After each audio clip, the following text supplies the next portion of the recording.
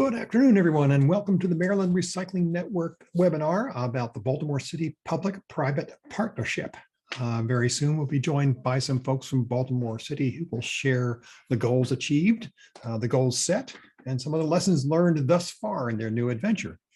We'll have Kristen Oldendorf, the Chief of the Office of Support Services, joined by Ann Haskins-Brookover, the Chief of the Grants Management Office, and Andrew Ailshire, the Director of Special Projects, all from the Baltimore City Department of Public Works. But before we go there, I'd like to ask everybody to please mark your calendars. Upcoming, we have a tour of Camden Yards and the M&T Stadium facilities where we can take a look at their recycling system, which will be a good fun afternoon on Thursday, April 7th.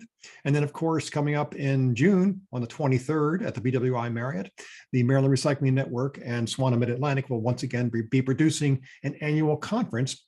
We hope you will all join us there for what should be a great day of learning and reconnecting with our friends. This will be an in-person, not a Zoom adventure, and we think it's going to be well worth your time and energy. So please head over to the Maryland Recycling Network website and register today.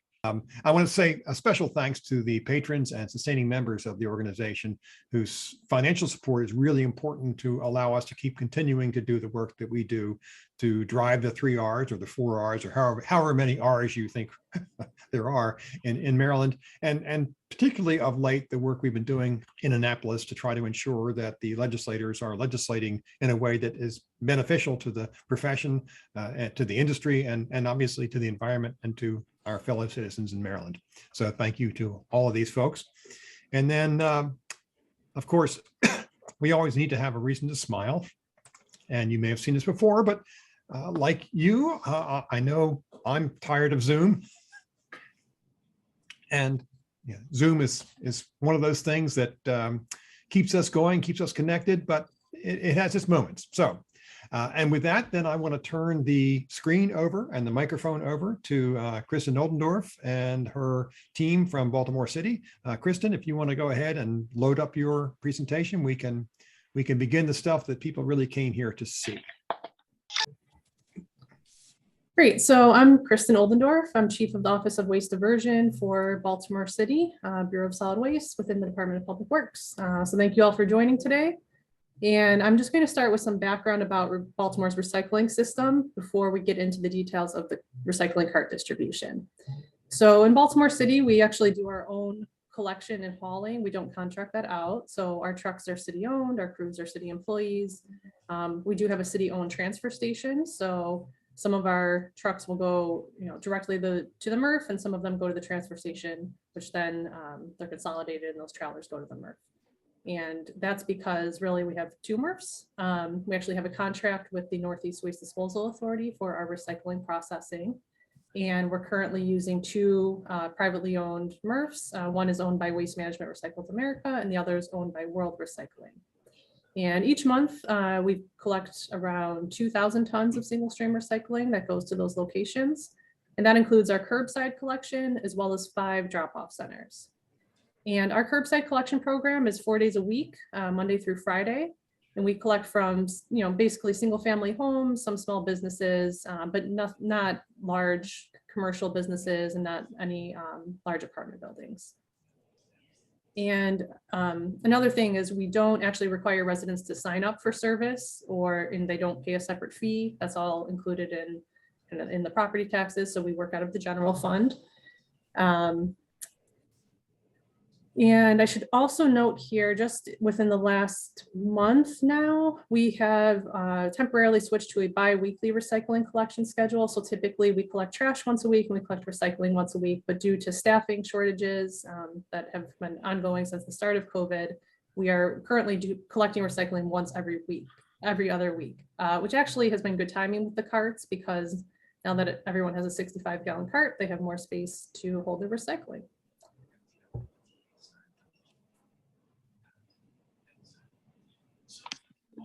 So before the recycling carts, this is kind of what our program looked like. Residents could use any type of container to hold their recycling. We actually still allow any type of container. However, we encourage the blue recycling carts. So, the photos I'm showing here, I personally took these photos to help make the case for recycling carts, because this is what we were seeing. It was, we sold these yellow bins you see at a low price, and people really liked the yellow bins, but they really weren't large enough, and they didn't have lids for the most part. So we had a lot of issues with material just, following out and becoming litter. And residents had to get these containers themselves, so they weren't provided. So especially on windy days, there were just so many issues with, papers and bottles and cans getting into the gutters, which was a big issue because our storm drains connect directly to the harbor. And we are doing a lot of work to clean up our storm water so that it's not polluting our waterways. So keeping this material out of the storm drains and out of the waterways was a big goal for us. So we, you can see in these photos that the old system wasn't working as well as it could. So with the carts, they can hold a lot more material and they have lids. Pre-carts was also challenging for our crews because they had to physically lift these cans full of recycling, which, as you probably all know, can be really heavy. So, that's problematic. Also, when you have material just piled up in the photos I just showed, that's a lot of work to be picking up like things falling out of paper bags. So these were some of the reasons we really felt that recycling carts would be helpful for our got my baby in this and for residents. She really looks like me. Can I just remind everybody to please mute if you are, yeah, thank you. So in addition, recycling carts have been a priority for the city, or a recommendation, I should say, for many years. So a few different plans are listed here: the Baltimore Sustainability Plan, or Less Waste, Better Baltimore Plan. These plans have different recommendations for increasing recycling and sustainability within the city, and recycling carts were a big part of that because we know they have so much potential to increase recycling rates and increase the amount of recycling collected.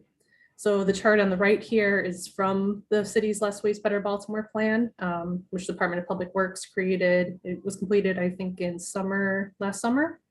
So we know that there's a lot of potential to increase diversion, including through the recycling carts. The graphic shown here is actually from the Recycling Partnership website. So if you're not familiar with the Recycling Partnership, I would definitely encourage you to go to their website. They have many really helpful resources, all about the benefits of the carts, as well as tips for how to do a cart program. So some of the goals of this program were to, of course, to provide the recycling carts to residents with the goals of increasing recycling rates and participation. And of course, as I showed, to keep all those recycling materials in the cart and going to the recycling facility and not falling out and becoming litter. So there were, we have a lot of goals here, and I think these graphics are really helpful for showing that it's convenient for consumers as well as the collection crews, and increases recycling. So we have another poll.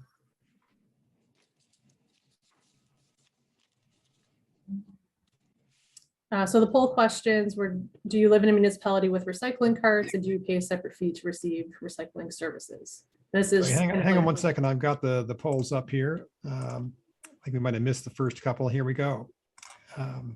Just asking everybody if you live in a municipality with recycling carts. Yes, no, or not sure.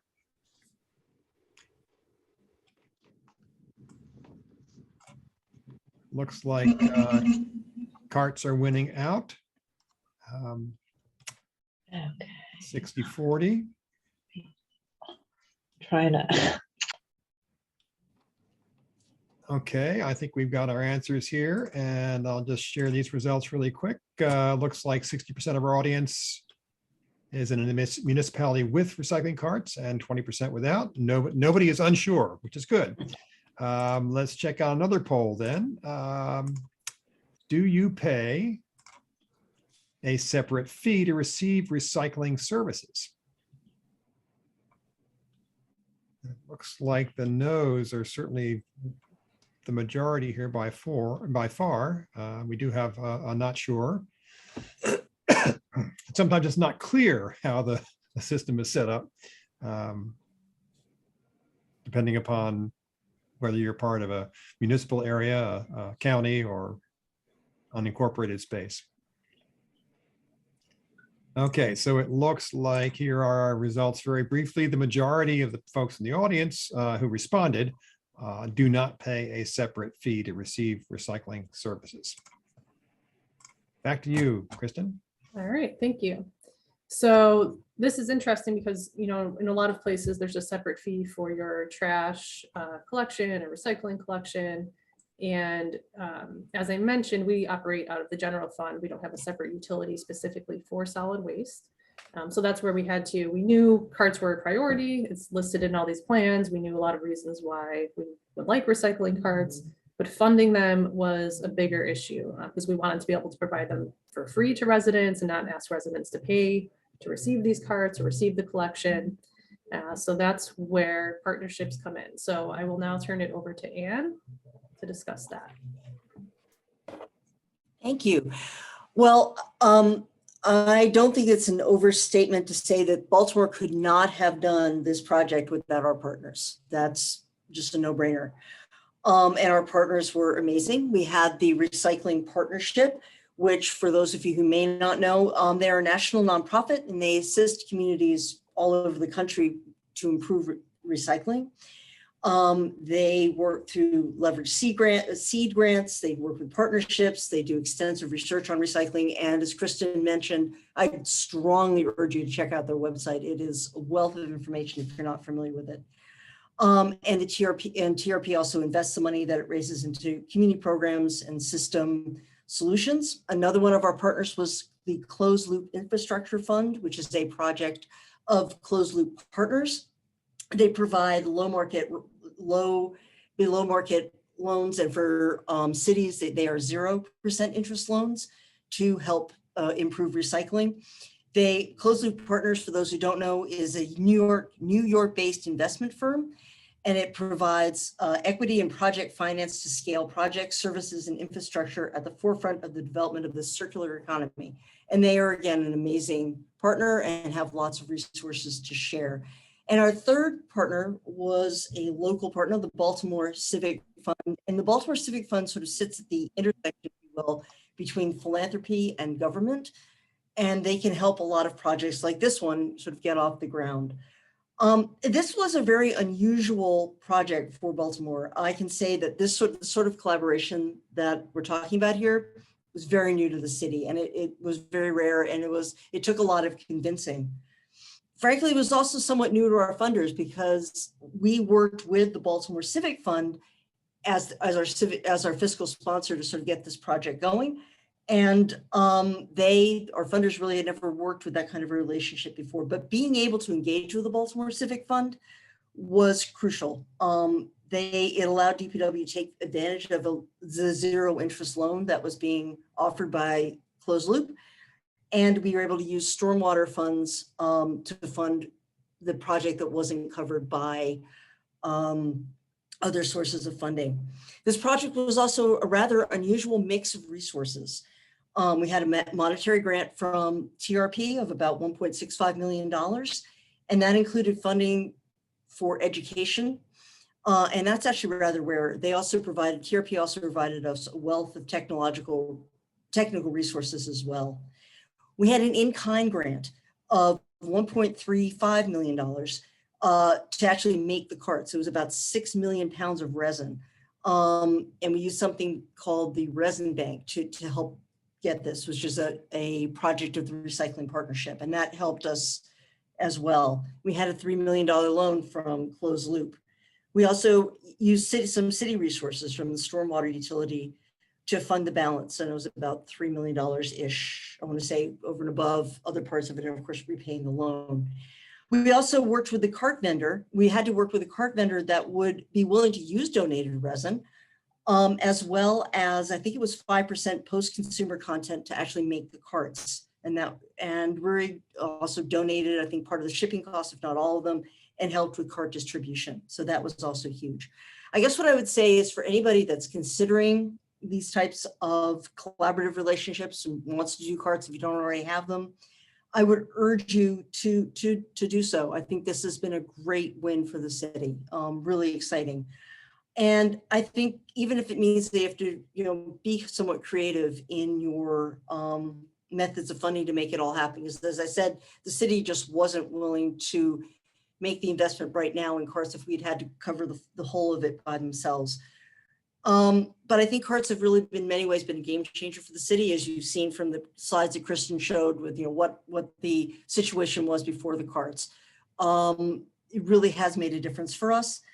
And, 190,000 people in Baltimore now, or households in Baltimore, have carts that may not have had them before. And that's pretty exciting. I think part of this was also, like, the question was, how do you access this kind of funding? Well, you can start with, reaching out to TRP and Closed Loop to find out about their programs. I think the things that I described, the types of grants and loan programs are offered on an annual basis. And I think right around now, actually, especially for TRP, I know that we started this journey by the director at the time, getting an email from TRP saying, hey, we've got this project. You may be interested in applying. And he sent the email to me and said, look into this. And that's sort of what started all of this. But I urge you just, if you don't have that handy email from TRP, to go ahead and check out their website. And I guess the other piece of information I would say about this, or the other piece of advice is just never say die. Because this was unusual for the city of Baltimore, it definitely took some convincing. But it was worth it. And, Kristen and I would say in particular, we were sort of like the first two folks to sort of get started on this project and trying to push it through. And I think many times I sort of thought we were the only people in the city who really wanted it or were interested or whatever. But, over the course of a couple of years, we got a lot of people on board, and that's really exciting. And as Andrew will tell you about when he talks about the distribution, I mean, a lot of people seem pretty happy with what's going on. So that's also very exciting. So I guess I would say, look at the resources that are out there. And I think a great place to start would be TRP and Closed Loop. If you have a community foundation like the BCF, maybe get them involved as well. And just, use your partners to your best advantage. And I guess I'm now turning it over to Andrew. Hi, everyone. So now that we've gotten that information out of the way, the next thing that comes after, you've acquired the money, you figured out how you're going to pay for it, it's the distribution and the distribution process, which is, some of the hurdles that you see post figuring out how to pay for things. So as you could see, we purchased about 205,000 carts. We've only delivered about 183, 184 at this point. Our target was about 190. Where did we get that number? That number comes from in 2014, 15, 16, we did trash can rollout. And we look at the number of carts purchased and rolled out during that period of time. And knowing that you got to build in some safe space for yourself, we decided to pretty much match that, but we added some caveats, and this is an opportunity with a big chunk of change. So we purchased about, 190,000 65 gallon and 15,000 35 gallon for those folks that wanted to opt down, as we called it, the opt down process. We didn't force anybody to have these. Now, it was default that you would get a 65 gallon. Some in the industry standard, or some folks want to get the 96 gallon. TRP pushing to people to get the 96 gallon, which, that's a great thing to have. I know some of the many counties and states around the country do that. But in our case, as many of you know, Baltimore City, in a lot of our neighborhoods, we don't have space for maybe a 96 gallon cart, especially some of our old historic neighborhoods and our row house. Half our city is a row house community. We don't have space for that. So these 65 gallon carts, they also match the size of our trash cans we provided. So it's a nice kind of, it's nice having the same size for both. And then the 35 gallon carts, not everybody wanted a 65 gallon. Maybe it was an elderly couple, maybe someone lived alone, maybe they just wanted a smaller amount, or in some neighborhoods, not many of you familiar with Federal Hill or Fells Point, they're very narrow streets. Some of the oldest parts of the city is dating back to the late 1700s. They don't have room even for the 65 gallon. Some don't really have room for the 35 gallon carts, but they've opted down for the 35 gallon. And then there was an option you could call through and one and opt out. Overall, we like I said, we identified around 190,000 addresses that were eligible to receive carts. Through the distribution process, we knew we had a vacant property list. HCD and the state HCD takes care of that for us, which is what we kind of figured out to how to guess what our vacant list is. That vacant list, as many of you know, is not static. It does not sit still. It changes from year to year. We identified a significant amount of additional vacants on top of that list through this rollout process. You know, the vendor who was distributing the carts would go around. They found a lot of vacants that we previously had not identified through the data that we used to create our list. So that's part of the reason the number comes down. And then you also, like I said, you've got about around 2,000, I don't have the number off the top of my head. I wish I actually should have pulled that, but around 2,000 people opted to not participate in the recycling. That's actually around, that's that and the number of 35-gallon carts, which is around 2,500. Those are similar numbers to the 65 to the carts that were delivered for the trash cans like 6 years ago. So the city really, we've kind of hit, you know, our target, at least as of this date, you know, where our operations go. So this information that we collected through this is something that, you know, it was a little bit of a challenge if anybody's thinking about doing this for their, or have any insight for other folks. The city is not an opt-in or opt-out or a subscriber-based collection system, like many aren't. And so as a result, we did not have a clean and clear list of where we go. So in order to distribute carts, you had to create one. So that's something that I would stress that if anybody has questions about, I'm happy to take. That address list, you know, you're told at the beginning of the project by many people it's important. And then you go through the process and you really realize how important that list is. As I saw Mike Lucas on here, as he will attest, his crew had to deliver. He works for Department of Public Works, and his crew had to deliver probably 600 to 700 carts that were not on that list, that the vendor wouldn't. The vendor doesn't deliver to lists to addresses they weren't provided. That's not in the contract, and so the city had to do follow up. You know, through the process, we also not only did we identify a couple thousand homes that were vacant, but we've identified 700 homes that were not picked up on a list for various reasons. And so that address list is extremely important. We knew it, we worked hard for it, and we'd still had some hiccups along the way. But we've been able to complete the distribution process, which has been nice. We finished the rollout probably the third week of February, the vendor finished. And then going into March, we've pretty much finished our mop up, as we call it, to complete those houses that should get carts that maybe didn't get carts during the distribution process. You want to go to the next slide, please? Okay, so this map shows you it's two things actually, two things at once, because we used it completely. So as many of you know, Mayor Scott wants everybody to use everything through the lens of equity. He wants us to do everything through the lens of equity, and that's exactly what we did. He was a big part of pushing this project over the finish line in 2022, and in 2021. I'm sorry, when we really kicked off the legal process of this. And through the lens of equity, it's like, how do you define that in terms of the recycling cart rollout? And in this case, using recycling cart tonnage reports, we identified the areas of the city that don't recycle as much as areas of the cities that do. And so on the map, you see the red areas and the orange areas are the areas of the city that they have the lower amount of tonnage. And so to the best of our ability, those are the areas that recycle the least amount. Now, there's many factors, as we know, that contribute to that. Just because you have higher tonnage rates, that does not mean that you are the best at recycling. But that information we don't have, unfortunately, down to the kind of route level or the distribution home level, household level. So our best guess, we went through this process, and if these carts, as we felt they are, and felt, the grantor believes as well, if these carts are meant to help increase the amount of recycling, then let's put the money where their mouth is. And we put these carts in the neighborhoods first that have the lower recycling rates. And so some people may know Baltimore, in the central northeast part of Baltimore, there's that giant red area. That's Chum. Coldstream, Homestead, Montebello, they were hit first, and Darley Park right under them. And those neighborhoods have significantly lower rates of recycling. And so that's where we went first. Throughout the entire rollout, that's actually what governed the rollout structure.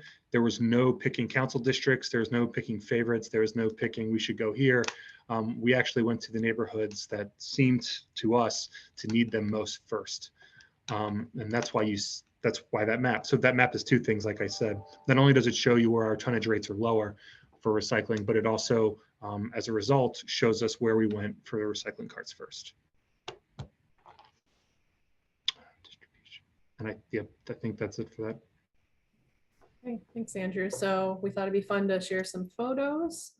So as discussed, it was a really long process to get to the point of actually ordering the carts and getting them delivered. So when the carts were actually delivered to our city yard, it was an exciting day. So I went down there to see them, and there was literally a rainbow over the carts. So I took a picture, and I felt like it was a good start to the project.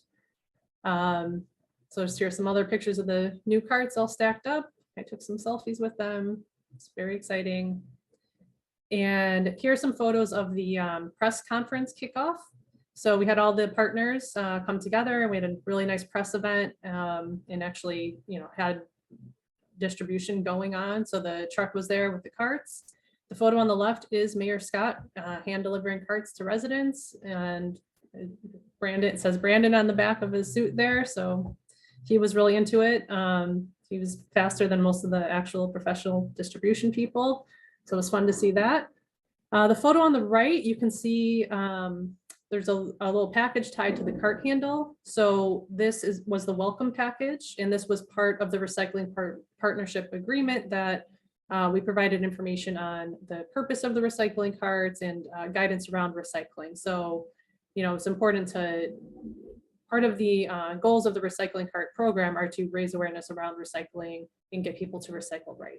So, physically dropping off a cart with information at everyone's doorstep helps create that equitable access to recycling. Even though we, like I said, we already offered recycling citywide to anybody free of charge. This was a way to really get that information and cart out to each resident about recycling. Hey, Kristen, can I interject something real quick about that? Absolutely. Yeah, so I was going to mention this, it just didn't flow through what I was talking about. I think an important, and this is like an operational point, and this also goes to the public-private nature of this, and the benefit of having that is these carts, the city, we didn't put out to bid a vendor for this. So because we had, a fiscal relationship with the Baltimore Civic Fund, Baltimore Civic Fund was the kind of quarterback for this from a fiscal and legal perspective. And as a result, the vendor who manufactured the cars, Rehrig Pacific, they did a great job. They subcontracted themselves with a distribution team who actually, this is what they do. They're a subcontractor, but this is what they do almost everywhere, I think. And their subcontracting team, it was nice because it's almost like a one-stop shop dealing with that. There was no separate conversations that came up between the distribution teams. It wasn't DPW doing it. We didn't have to take staff from elsewhere. It wasn't a separate vendor that you had to then kind of triage between the vendor and the manufacturer. They did it all, I would call it in-house. It was a subcontractor, but it was pretty much in-house. They worked in tandem with each other all the time. And they did, I can't stress enough how great of a distribution rollout that they did. And because of that the public-private partnership version and how this kind of came together, that allowed us to be able to partner with them and do this. And it really allowed for this to go smoothly. Thank you. Sorry. Yeah, that's an important piece. So here are some photos of the carts after distribution. So on the left, you can see the municipal trash can next to the recycling cart. Photo in the middle, our trucks all have semi-automated lift arms on the back of the truck. So those can be used for both the trash cans and the recycling cans. And photo on the right, we had a recycling fair for America Recycles Day in November. So that was also a good opportunity to get information out around the recycling carts. So Andrew, do you want to talk about the public outreach aspect of the grant? Yep. So part of the grant, Ann mentioned, there was education dollars wrapped up in some of this. It wasn't dollars related specifically to how to recycle. That was a separate grant that was received. But this was specifically targeted for the recycling carts themselves. And so these recycling carts were rolled out. So let's say you would get your cart on March 1st. around 30 days. Sometimes it was 28 days, sometimes it was 40 days, but around, we call it 30 days prior to receiving your cart, you would get a piece of literature with the FAQs that were developed along with the grantor, the recycling partnership, on kind of, the importance of recycling, what this recycling cart can do, a little more information about that. And then it was also, sorry, that I'm mixing up two things. That was what was attached to the cart, but that is part of the education. So 30 days prior, you would receive a postcard saying that you're about to receive a cart. If you want to opt out or opt for a small one, to call through in one. And then it had a little bit more information about the carts generally, but it was mostly just warning you that you were getting a cart soon. And then additionally, as you saw in the picture, on the side of the carts attached to them when they were delivered, there was in that little baggie, that's we're on a roll. So it's a letter saying, here's your cart, congratulations. And then also there was an FAQ as well that gave more information. And so the grant, not only did they help pay for these and help get us access to the manufacturer and the vendor for the carts, but they also provided significant dollars to help inform the public on what this looked like. And on top of this, we also so this was kind of the formal structure related to the carts that helped come from the grant, but we also did kind of it was a phone tree version of communication, but through email. So we have dedicated community liaisons for our department in DPW, and we used them to basically, sometimes, again, it's hard to know how much in advance, because some days, depending on the neighborhood, you would deliver, 12, the vendor would deliver 1,200 carts. Sometimes the vendor would deliver 2,000 carts, sometimes 600, whether they were single family, small row houses, or just how far away from the distribution center they were, and they would have to drive, and that would add to the time. But we would try to give neighborhoods maybe 2 weeks notice that their carts. So not only did you receive something probably 4 weeks in advance announcing your cart was coming personally, but then we would use our community liaisons who did a good job about 2 weeks beforehand informing the community associations, who would then inform their folks about the carts coming. So you would hit it from all angles. That's a cheap and easy way to ensure that you have that you notify the communities about what's going on. And so we had there was two things too. We created a dedicated web page with this information that was just like a glorified version of an FAQ, but it had a lot of information. And then most importantly, I think similar to what is on the screen here with Recycling Day, there was a search function that we would update occasionally that would provide you, if you put your address in, it would provide you roughly when you were going to get your cart. Now, distribution changed from day to day, so it was hard to predict more than 2 or 3 weeks out. But we would roughly have on there, like, let's say if you looked yourself up in September, it would say, oh, you're going to get your cart in January. But when you looked your cart up in January, it would show you more middle of January, end of January. And that was kind of an input output that we specified just so residents would generally know when to expect their cart. And it was also helpful too, operationally, because you would give our 311 folks or our community liaisons or just office staff the ability that when they would get a phone call or an email, they could type something in. And that was our way to try to limit some of the contact that we, the follow-up that we constantly had to do. So it was extremely helpful in that way. One other lesson learned from that, I would update it more frequently, but that was hard to also because we didn't know necessarily how much, the teams that were distributing the carts were going to get through from day to day. So getting a precise date on that was not possible or feasible. And so we picked, as it got closer to your date, we would pick, on a weekly basis or like end of month basis. But that's generally the overview of the communications. I probably missed something, but. Another thing to mention with the kind of delivery and distribution of the carts, we received support, kind of project management support through the Northeast Waste Disposal Authority to kind of track those as, the many carts were getting delivered to our yard and as those distributions were happening, to track the progress of that and sign off on the invoices and everything. So that was helpful as well. So in addition to the outreach around the carts are coming, we are now entering the next phase of outreach around what goes in those carts and what doesn't go in those carts.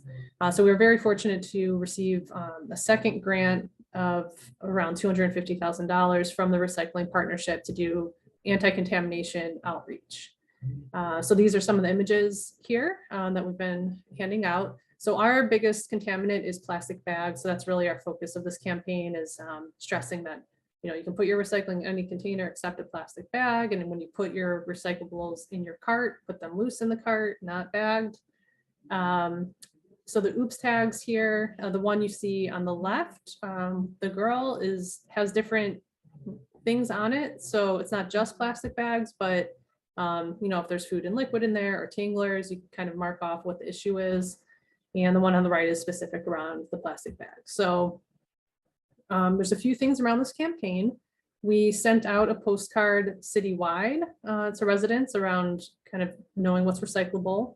And then we chose routes that kind of had the highest levels of contamination and are focusing on those. It's about 50,000 households, where we sent a second set of postcards that, is actually kind of the image here at the bottom that says know what to throw, with the plastic bag crossed out. And those households are also having tagging happen on their routes. So as our crews go out to collect the recycling, if they're seeing a lot of contamination and a lot of bag material, they're putting these oops tags on the cart. So they're sticky, they go on there, and that's to reinforce what's allowed in the containers or not. In addition to this, we've been doing just a lot of general outreach. So we've done some radio and social media ads, MTA bus ads. We're working on getting billboards, signage put up.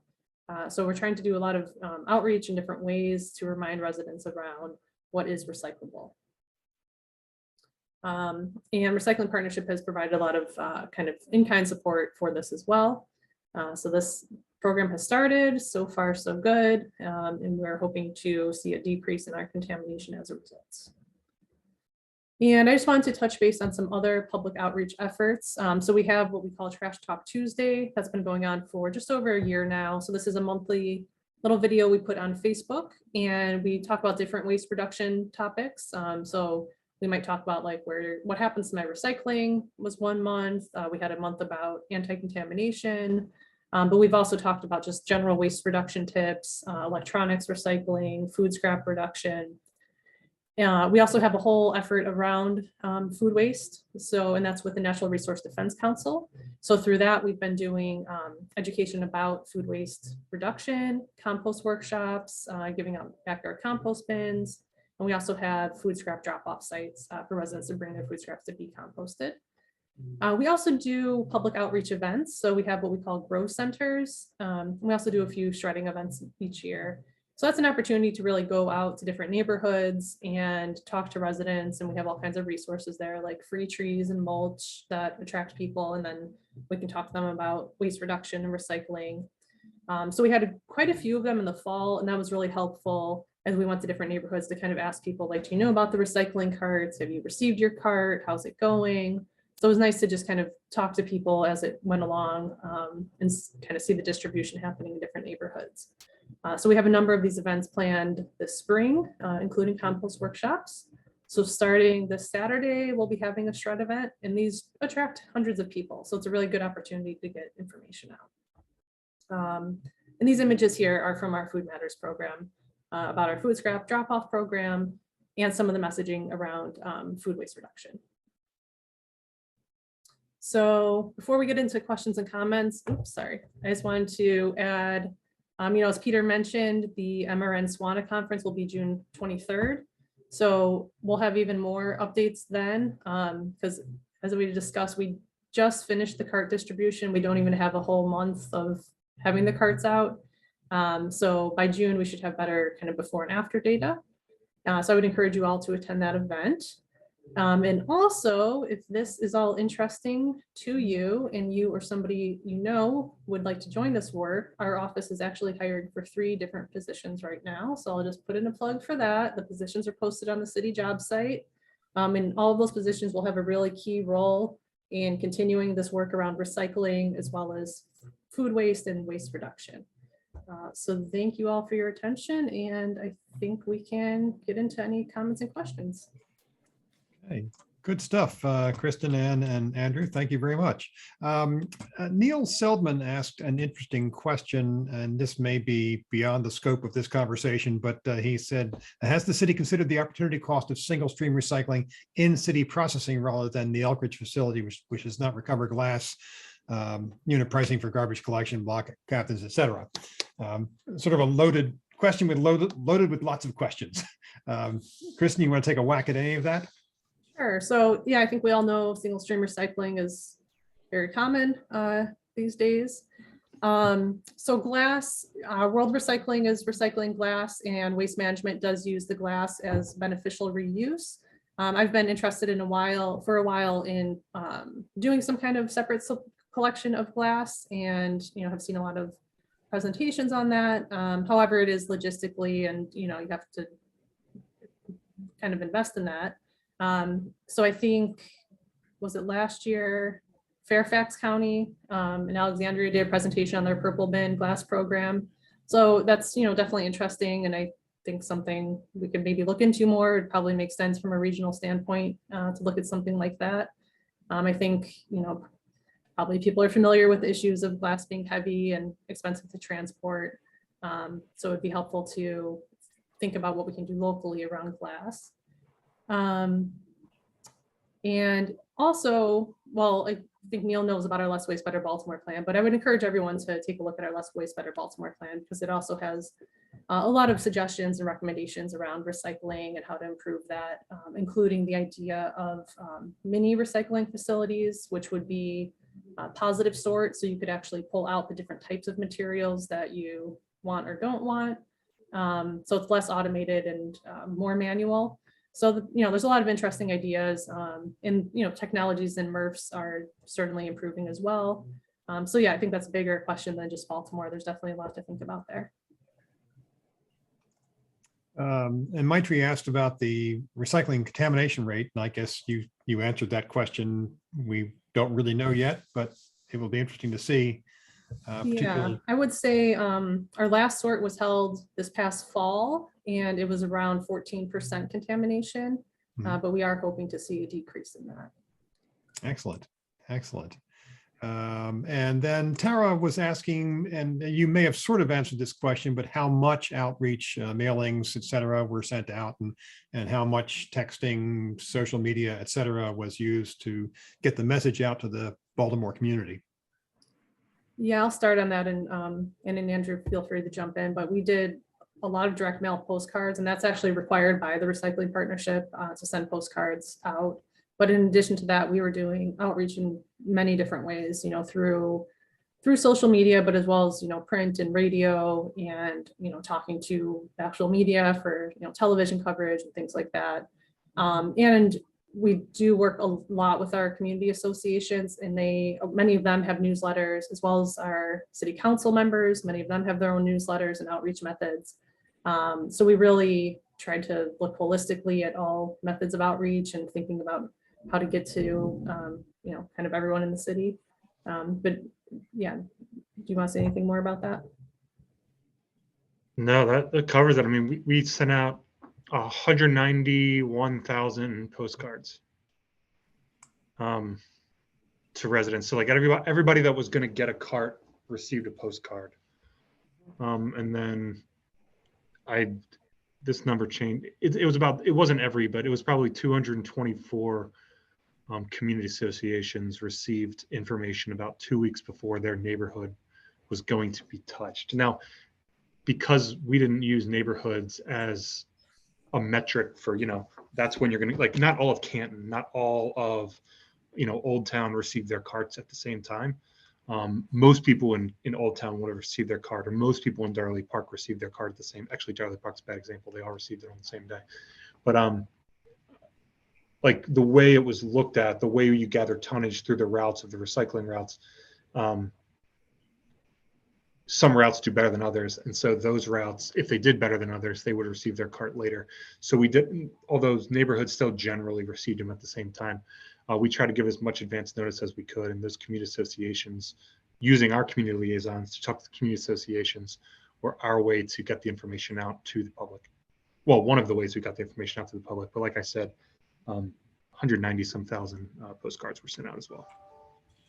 And as Kristen mentioned, we, in addition to the funding that we received from TRP to help us purchase the carts, we also received a separate grant for from them specifically for anti-contamination information. And so we are using that funding as well to really expand our reach through various methods, social media being one, but also ads on radio and television and billboards and all over, just to, again, to just increase our reach to get the word out to as many people as possible. And that sort of is running concurrently with our program with the cards. Excuse me. So we have a related question from Don. Have you or are you planning to reach out to public schools to educate the students about recycling correctly at home? They can teach their parents probably a thing or two. Indeed. That's a great question. We have done some of that. We have a whole office of communications within DPW, so they've done a lot of school outreach over the years. And as well as the school system itself does a lot of education around recycling and other environmental efforts. And yeah, even, I mean, this was quite a few years ago now, but at one point we did have a recycling contest for schools in the council district. So that got a lot of new schools, you know, thinking about recycling. So yeah, I think getting to youth and, you know, getting kids to start recycling early and be thinking about waste reduction is definitely important.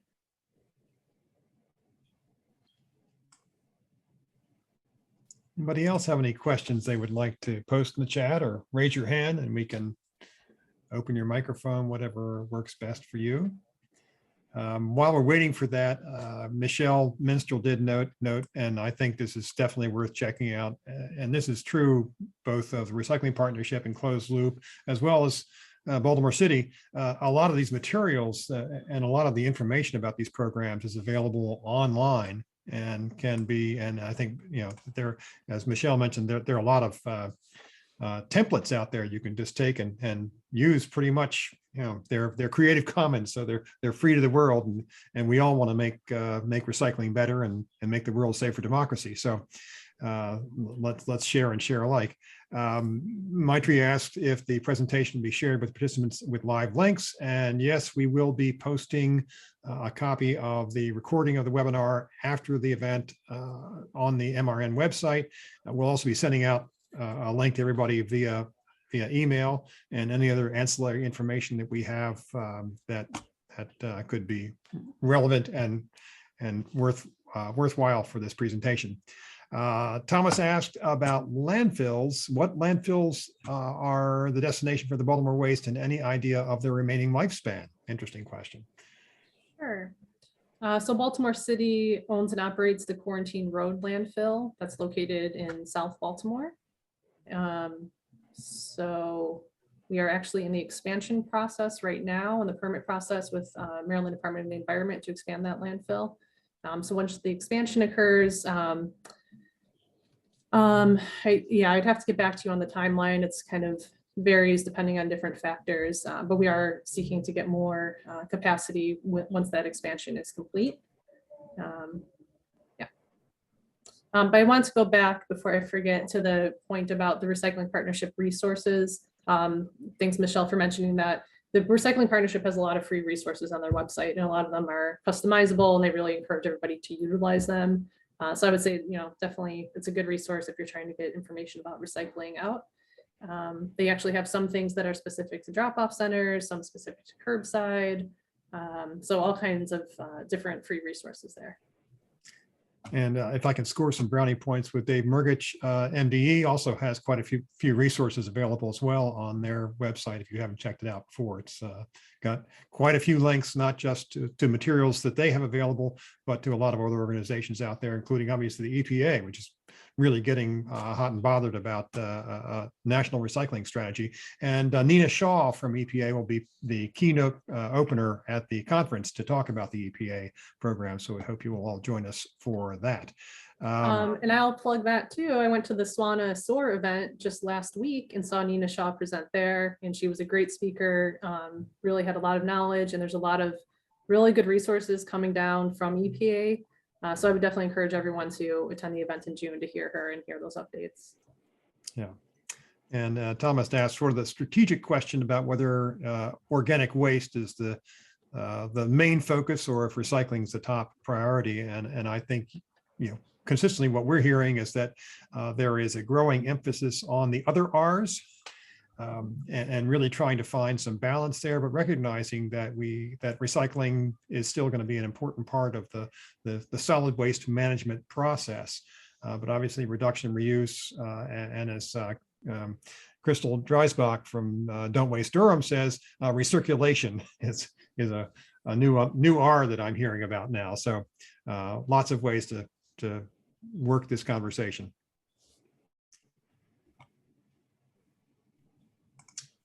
Okay, it looks like we might have reached the end of our question and answer. So I'm going to leave everybody with a last laugh, just to give you something to smile about, because I think we need something to smile about every single day. And one last encouragement, if we can put it that way. I want to make sure that you show up for our, particularly for the tour in just a couple of weeks here, of the Camden Yards and M&T Stadium recycling facilities. And that should be a lot of fun. And then, of course, the annual conference on Thursday, June 23rd at the BWI Marriott. And of course, just like NPR and MPT and PBS and all those other folks, we don't have such a thing as a non-member. We have just non-paying members.